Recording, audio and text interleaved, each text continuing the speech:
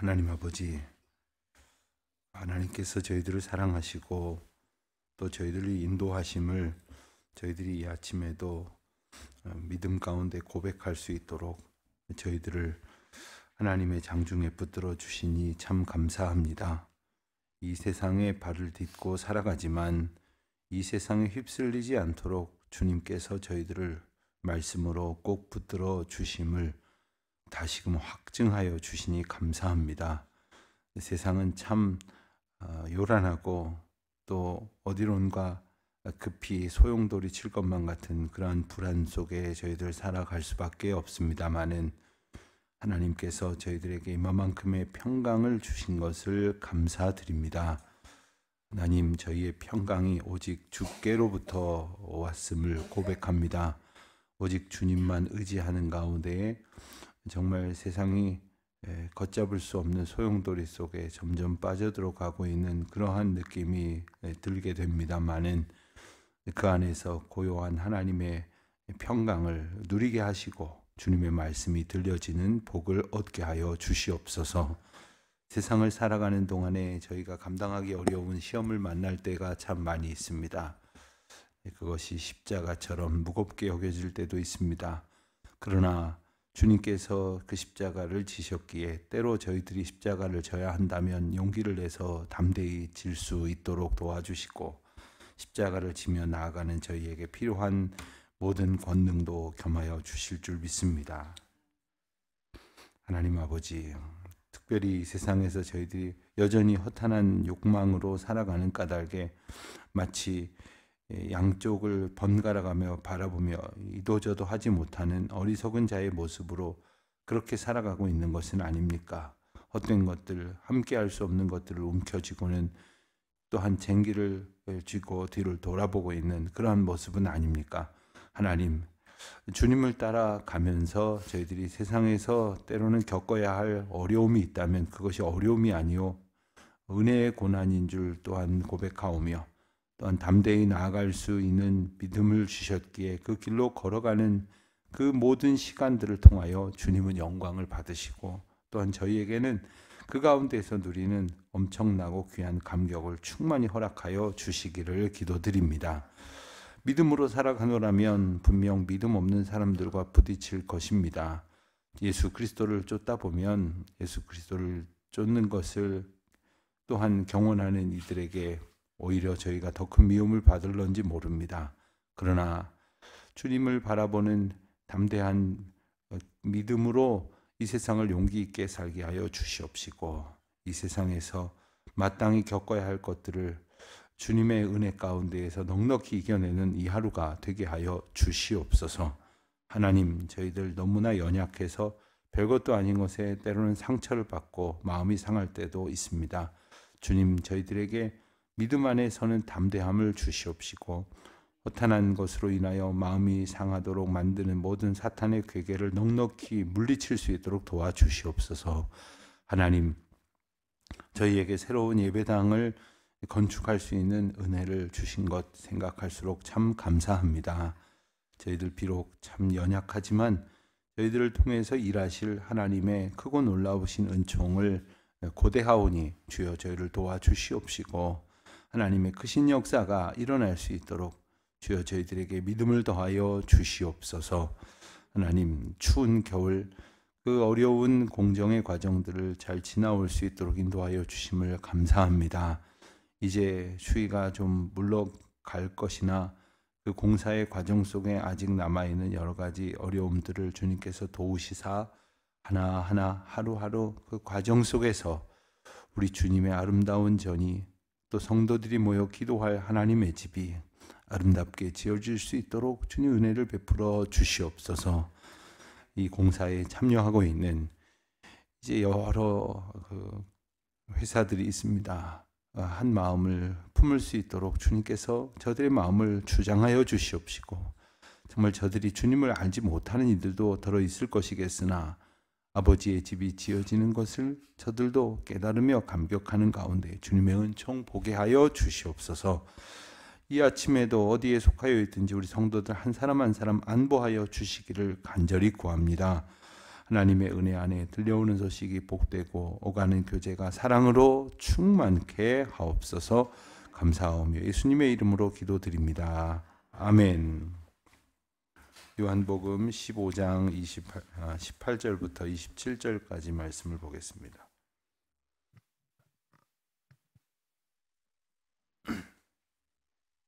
요한복음 15장 18절부터 27절까지 말씀 우리 함께 한 목소리로 봉독하겠습니다. 세상이 너희를 미워하면 너희보다 먼저 나를 미워한 줄을 알라. 너희가 세상에 속하였으면 세상이 자기의 것을 사랑할 것이나 너희가 세상에 속한 것이 아니요 도리어 내가 너희를 세상에서 택하였기 때문이라. 세상이 너희를 미워하느니라. 내가 너희에게 종이 주인보다 더 크지 못하다 한 말을 기억하라. 사람들이 나를 박해하였은즉 너희도 박해할 것이요 내 말을 지켰은즉 너희 말도 지킬 것이라. 그러나 사람들이 내 이름으로 말미암아 이 모든 일을 너희에게 하리니 이는 나를 보내신 이를 알지 못함이라. 내가 와서 그들에게 말하지 아니하였더라면 죄가 없었으려니와 지금은 그 죄를 핑계할 수 없느니라. 나를 미워하는 자는 또 내 아버지를 미워하느니라. 내가 아무도 못한 일을 그들 중에서 하지 아니하였더라면 그들에게 죄가 없었으려니와 지금은 그들이 나와 내 아버지를 보았고 또 미워하였도다. 그러나 이는 그들의 율법에 기록된 바 그들이 이유 없이 나를 미워하였다 한 말을 응하게 하려 함이라. 내가 아버지께로부터 너희에게 보낼 보혜사 곧 아버지께로부터 나오시는 진리의 성령이 오실 때에 그가 나를 증언하실 것이요 너희도 처음부터 나와 함께 있었으므로 증언하느니라. 아멘. 일본의 한 심리학자와 한 철학자가 대화하는 형식의 내용으로 쓰여진 미움받을 용기라는 제목의 책이 있습니다. 속편까지 나왔는데 이 책이 우리나라에서 꽤 인기를 끌었습니다. 일본에서보다 오히려 우리나라에서 더 반응이 좋았다 이렇게 전해집니다. 왜 그랬을까? 이 책의 내용은 말 그대로 이 세상을 살아가면서 특별히 인간관계 속에서 때로는 미움을 받을 때가 있는데 미움을 받을 때를 두려워하지 말고 오히려 용기 있게 미움받는 그 상황 속을 헤쳐나가야 한다. 인간관계의 어떤 한 방법을 이야기하는 것입니다. 신앙서적은 아닙니다. 아마도 인간관계의 어려움을 겪고 있는 사람들이 적지 않기 때문일 것입니다. 특별히 젊은이들 중에서 그런 경우들이 많다고 하죠. 예컨대 짐작을 해보면 충분히 알 수 있을 것 같습니다. 자녀를 해봐야 하나 혹은 둘 이렇게 자라며 거의 이전 앞 세대보다 훨씬 좁아진 인간관계 속에 살면서 그것도 옆으로 친구 몇 명 있으면 다행이다 싶게 이렇게 자라던 사람이 직장에 들어갑니다. 직장에 들어갔더니 저 위에 사장님도 계시고 또 중역들이 나이가 아버지만큼 삼촌만큼 혹은 그 이상 많은 분들이 있습니다. 또 층층시하처럼 선배들이 있는 그러한 계단식의 그런 구조를 처음 경험해 보는 사람들은 너무 힘든 겁니다. 동료들이 때로는 동료들이 아니고 경쟁자들이고 이런 관계 속에서 젊은이들이 직장 생활하는 게 참 쉽지가 않다는 것입니다. 아마 그 시대를 아주 순조롭게 무난히 잘 지나오신 분들은 도무지 이해를 하실 수가 없으시겠으나 그것이 오늘날까지 한동안 이어져 내려온 우리 젊은이들의 세태이다 보니까 인간관계를 함에 있어서 자기 소신껏 살아가는 것 그러면서 때로는 누군가에게 미움을 받을 수도 있다고 하는 것에 대한 그런 자신감이 많이 떨어진 시대인 것이죠. 또 반대로 이런 정서적인 특징을 가지고 있는 분들이 있습니다. 자신은 누구에게도 싫은 소리를 듣고 싶지 않아 하는 겁니다. 누구에게도 괜찮은 사람이고 싶어 하는 겁니다. 그러다 보니까 좋은 원만한 성격을 분명히 가졌고 많은 사람들에게 친절하지만 결과적으로는 모든 사람들을 다 긍정하는 바람에 긍정하지 않아야 할 대상에게도 긍정할 수밖에 없는 모순에 빠지게 됩니다. 모두가 다 옳다고 할 수는 없지 않습니까? 그런데 그 또한 우리가 모두에게 좋은 평가를 받고 싶어하는 그런 생각 때문에, 다시 말하면 미움을 받고자 하지 않기 때문에 그런 행동을 하게 되고, 그렇게 되면 최소한 아주 극단적인 아주 최악은 피한다 이렇게 생각할런지 모르지만, 오늘 우리가 읽은 본문 말씀에는 예수님께서 미움을 받는다라는 그런 듣기에 따라서는 어색할 수 있는 이야기를 반복적으로 말씀을 하십니다. 나를 미워하는 자들이 있다. 내가 미움을 받고 있다. 너희도 미움을 받게 될 것이다. 이 이야기를 반복적으로 하고 계시는 것입니다. 이것만 딱 잘라놓고 보면 예수 믿는 게 뭐 이래. 예수 믿으면 모든 사람들이 나를 좋아해주고 내가 인기가 높아지고 모든 사람들한테 인정받고 사랑받아야 되는 것 아닌가? 이런 생각을 할 때가 있어요. 이건 지극히 내가 원하는 방식으로 인한 결과이겠죠. 오늘 말씀에서 우리가 읽었지만 세상이 예수님을 미워하는 원리는 간단합니다.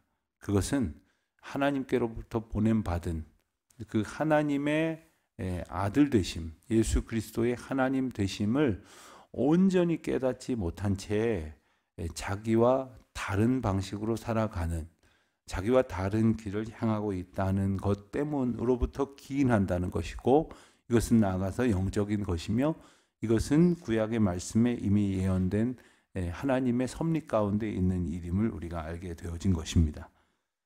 18절 말씀을 보면 세상이 너희를 미워하면 너희보다 먼저 나를 미워한 줄을 알라. 그러니까 이 여기서 말하는 미워한다는 것은 내가 뭐 어디 가서 뭐 잘못하거나 그저 신앙과 상관없이 어떤 했던 행동 때문에 미움받는 것이 아니라 믿음으로 살아가고 있음에도 불구하고 미워하면, 미워하는 사람이 있다면 여기에 대해서 문제를 풀어갈 단초가 이것이다 라고 일러주시는 거예요. 저 어렸을 때 참 이해가 안 되는 일이 있었습니다. 옆집에 사는 아저씨가 한 분이 있었는데 나중에 알고 보니까 그 집 아들이 저하고 친구더라고요. 그런데 그렇게 교회를 피곤하게 힘들게 하셨어요. 교회에서 저녁에 기도회를 한다거나 예배를 한다거나 하면 찬송 소리가 좀 크게 나가죠. 그러면은 그냥 1분도 못 참고 교회에 뛰어와서 현관에서 소리를 지르는 거예요. 한두 번이 아니었습니다. 어린 마음에 아니 우리가 뭘 그렇게 잘못했나. 그리고 직접 가서 제가 그 비슷한 시간에 가서 들어보기도 했는데 별로 크지도 않았어요. 그냥 소리가 들릴 정도. 미운 거예요. 싫은 거예요. 교회 다니는 그분 편으로는 교회 것들, 예수 믿는 것들 다 미운 거예요. 싫은 거예요. 이해가 안 되죠. 우리가 뭘 그렇게 미움받을 짓을 했나. 미움받고 마음 편한 사람이 어디 있겠습니까? 그런데 오늘 그 말씀의 원리를 일러주시는 거예요. 우리를 미워하기 전에, 성도들을 미워하기 전에 예수 그리스도를 미워했다라는 거예요. 그럼 도대체 예수 그리스도는 왜 미워했는가? 간단합니다. 이 영적 원리를 우리가 너무나 간단하지만 또한 분명히 이해하겠습니다. 빛으로 오신 예수님을 어두움은 싫어하는 거예요. 식물이나 동물의 성질 중에 빛을 향하는 성질이 있고 빛을 피하는 성질이 있습니다. 예를 들면 해바라기라고 하는 식물이 대표적인 거죠. 가만히 있는 그 식물이 해가 뜨면 해가 뜨는 대로 이렇게 고개가 이렇게 돌아가는 거 신기하지 않습니까? 세상에 어떤 나무가 그렇게 막 움직입니까? 그것도 하루에 뭐 점점 한 1년에 조금씩 움직이는 게 아니라 매일매일 어떻게 그렇게 신기하지 않습니까? 식물에도 그런 성질이 있죠. 동물도 마찬가지입니다. 곤충도 마찬가지입니다. 아주 어둡고 퀴퀴하고 막 냄새나고 그리고 더러운 곳에만 있는 그러한 곤충들이나 동물들이 있습니다. 이 기질입니다. 그런데 빛을 확 비추면 아주 혼비백산해서 막 숨습니다. 달아납니다. 여러분, 세상의 어두움에 지배된 사람들은 빛이 비춰지는 것을 좋아할 리가 없습니다. 싫어한단 말입니다. 죄 가운데 있는 사람에게 그 죄를 확 비춰서 밝혀버리면 누가 좋아하겠습니까? 그러나 그것이 우리를 죄로부터 건져내시기 위한 하나님의 구원이라는 사실을 깨달아지면 이제 그 빛이 나를 건진다고 하는 사실을 알게 됩니다. 그래서 처음에는 우리가 이와 같은 상황에 처해지는 것이 너무 부끄럽고 싫습니다. 그러나 하나님의 은혜로 빛 가운데로 나오도록 초청하시는 하나님의 초대라고 하는 사실을 깨달으면 그 은혜가 되는 거예요. 하나님이 우리를 세상 가운데 고발해서 멸망시키시려는 것이 아니라 우리 자신의 모습을 비춰주심으로 깨달아서 빛의 자녀로 부르시는 주님의 인도하심 앞에 나오게 하시는 것이죠. 그렇지만 세상의 도식은 전혀 그렇지는 않다는 겁니다. 22절 보면 내가 와서 그들에게 말하지 아니하였더라면 죄가 없었으려니와 지금은 그 죄를 핑계할 수 없느니라. 그렇습니다. 그 죄의 속성에 완전히 젖어든 이들에게 하나님께서 오셔서 빛을 비춰주시니 그 죄가 드러났다는 거예요. 비춰주시지 않으면 없는 줄 알았다는 거죠. 없다고 주장했겠죠. 시커먼 어둠 속에서 살면 얼굴에 뭐가 묻은 사람이나 묻지 않은 사람이나 똑같겠지만 이제 환한 빛 가운데로 나오면 다 드러나게 돼 있죠. 그런데 그 빛이 비춰지기 전에는 나도 얼굴 깨끗해, 나도 문제 없어 라고 생각하며 산다는 거예요. 그런데 빛이신 주님이 비춰주시니 주님을 미워할 수밖에요. 자, 주님을 따르는 사람들을 같은 맥락에서 미워하게 된다는 겁니다. 우리가 살다 보면 그럴 때가 있지 않습니까? 어느 날 나한테 어제까지 안 그러던 사람이 갑자기 눈을 옆으로 뜨고 그리고 막 지켜떴다 내려떴다 막 그러면서 막 픽픽거리고 막 다정하게 인사를 했는데 받지도 않고 아는 체도 안 하고 그런 사람이 혹 생겨났으면 우리는 그 연유를 금방 깨달을 수 있습니다. 알고 보니까 내 가장 친한 친구하고 왼수가 됐어요. 그럼 그냥 이게 무슨 외교 관계의 동맹도 아니고 나하고 바로 왼수가 되는 그런 사람들이 있습니다. 그런 경우는 내가 가장 싫어하는 사람의 친구? 그럼 그 사람도 싫어. 너무 아주 그냥 단순하고 유치하기 짝이 없지만 그렇게 대할 때가 너무나 많습니다. 마찬가지입니다. 이 영적 원리에도 바로 같이 적용이 되는 거죠. 빛이신 예수님을 싫어하는 세상이 빛의 자녀로 기쁨을 누리며 살아가는 우리가 꼴보기 싫은 거예요. 아주 싫은 거예요. 회사에서 같이 회식하면 술 먹고 같이 뭐 죄지러 가면 죄짓고 그러던 사람이 어느 날 변화돼서 교회 출석하면서 나 이제 술 안 먹기로 했어요. 나 이제 그런데 안 가면서 먼저 퇴근합니다. 이래버리면 아이고 하고 환영하고 박수 받고 인정받을까요? 유난 떤다고 요란하게 산다고 혼자만 착한 줄 안다고 잘난 줄 안다고 별소리 다 들을 겁니다. 오늘 우리가 읽은 말씀을 우리가 기억하면 우리가 세상에 발을 딛고 살아가지만 세상에 함몰되는 것이 아니라 세상에 속한 것이 아니라 하늘에 속한 사람으로 살아간다는 거죠. 이 땅에 발을 딛고 살아갑니다만 말이죠. 예컨대 우리나라에도 많은 국적의 사람들이 삽니다. 미국 같은 나라에도 저마다 여러 나라에서 온 국적의 사람들이 삽니다. 똑같이 발을 딛고 살아가지만 어떤 나라와 나라의 이해관계가 얽혀지는 일을 보면 자기 국적, 자기의 본래의 어떤 그 소속과 무관하지 않습니다. 생각하는 것이 무관하지 않습니다. 왜 그렇습니까? 이 땅에 발을 딛고 살아가지만 내가 본래의 소속이 어딘지를 우리가 알면 그렇게 생각할 수밖에 없어요. 그렇게 사고할 수밖에 없다는 것입니다. 그리고 이 땅에 살아가지만 하늘에 속한 백성으로서 담대히 살아가야 할 삶의 방식은 이 땅의 사람들이 가는 방향이 아닌, 생각하는 방향이 아닌, 미워하고 좋아하는 것을 선택하는 기준이 아닌 하나님의 나라 백성의 선택을 할 수 있어야 한다는 것이죠. 그래서 우리가 무엇을 미워하느냐, 누구를 미워하느냐, 어떤 일을 싫어하느냐를 보면 그의 가치관이 드러나는 것 아닙니까? 더러는 예수 그리스도를 따라서 살아가는 가운데에 미움을 받게 된다 할지라도 여기서 우리가 주의해야 될 것은 정말 미움 받을 것에만 미움 받아야지 그렇지 않을 것에 미움 받는 것도 당연하게 여겨서는 안 되죠. 오늘날 세상이 기독교를 참 이렇게 핍박하고 미워합니다. 그러나 가만히 생각을 해보면 또 거꾸로 오늘날 우리 사회가 처해진 때처럼 또 역사상 또 세계의 여러 상황을 초월해서 봤을 때 이만큼 복음과 전도와 예배의 자유가 있는 때도 드뭅니다. 그럼에도 불구하고 우리는 그저 우리 불편한 것만 이야기하면서 불평을 하는 거죠. 어제 그 출산율을 비롯한 그 한국 사회의 교육의 문제, 특별히 이것을 기독교 교육으로 그리고 학교 교육으로 그 교회가 연대해서 어떻게 잘 해나갈 것인가 하는 아주 매우 중요한 심포지움이 있었는데 이런 때에 정부 관계자들이 함께 기독교적 그 방향성을 들어야 한다고 해서 이제 초청을 해가지고 교육부 총리를 비롯한 국회의원들을 그리고 관료들도 많이 참석을 했어요. 어떤 분이 발표를 하면서 이런 얘기를 하시더라고요. 왜 요즘 애를 안 낳을까요? 애 낳으면 뭐 준다 해서 애를 낳을까요? 그러면 옛날에는 한 50년 전, 70년 전으로 돌아가면 그때는 뭐 여건이 좋아서 뭐가 많이 부여가 돼가지고 우리 어머니들, 할머니들은 뭐 5씩, 7씩 막 이렇게 낳았을까요? 여러분, 우리가 아주 근본적인 것을 놓치고 있는 것은 내가 아이를 낳고 내가 키우려니까 힘들어서 그러느냐 안 한다.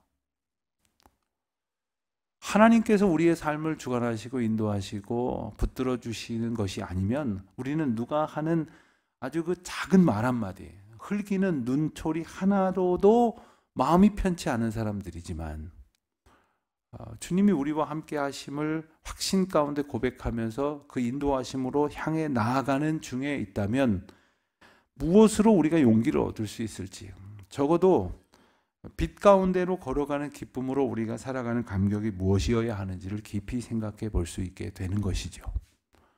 여러분, 이 사회가, 이 나라, 이 민족이 어떻게 되기를 기도하십니까? 특별히 여지러운 세상 속에서 어떻게 되기를 기도하십니까? 어찌하든지 하나님을 아는 자들, 또 하나님을 아는 것에서 그치는 것이 아니라 하나님을 의지하고 예수 그리스도의 길로 순종하며 나아가는 자들이 정말 한 명, 두 명, 한 세대, 두 세대 점점 많아지고 늘어날 수 있도록, 그래서 분명 이 땅에 속하여서 우리가 받는 그 믿음의 환난과 핍박이 그치지 않을지라도 담대히 의지하며 이겨낼 수 있는 그런 세대가 되기를 꿈꿔야 하지 않겠습니까? 그리고 우리도 그와 같은 기도를 품어야 하지 않겠습니까? 여러분, 자녀들이나 손주들을 한번 생각해 보세요. 너희들이 살아갈 세상은 참 부럽다, 너무 좋겠다, 이런 생각 드십니까?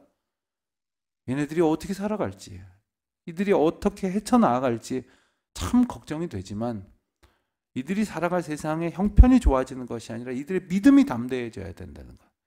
이들의 믿음이 주님 앞에서 견고히 서야만 분명히 이 땅에 발을 딛고 살아가지만 하늘의 백성으로서의 비전과 소망을 가지고 용기 있게 승리하며 나아가게 될 줄로 믿습니다. 오늘 26절 말씀에서도 그 일을 도우시려고 보혜사 진리의 성령을 우리에게 보내주신다고 하셨어요. 우리가 이 일을 해야 된다면 자신이 없죠. 잠깐 해볼 수 있을까 하다가도 금방 주저앉게 되죠. 그러나 주님께서 저와 여러분에게, 우리 자녀손들에게 진리의 영이신 성령님을 보내주셔서 이 길을 의지하며 나아갈 수 있도록 붙들어 주신다는 이 약속을 우리가 신뢰함으로 이 하루도 오직 믿음으로 찬송하며 주님 의지하며 감사하며 살아가는 저와 여러분 되시기를 주님의 이름으로 축원드립니다. 기도하겠습니다. 하나님 아버지, 저희들의 오늘 하루를 주님께서 주장하여 주실 줄 믿으며 또한 의지하오며 감사를 드립니다. 이 땅에 딛고 살아가는 저희의 발에 의지하는 것이 아니라 주님께서 부르시고 인도하시는, 그리고 도우시는 성령 하나님, 보혜사 성령을 의지하는 주님의 날이 되게 하여 주시옵소서. 연약한 자들에게 힘을 더하여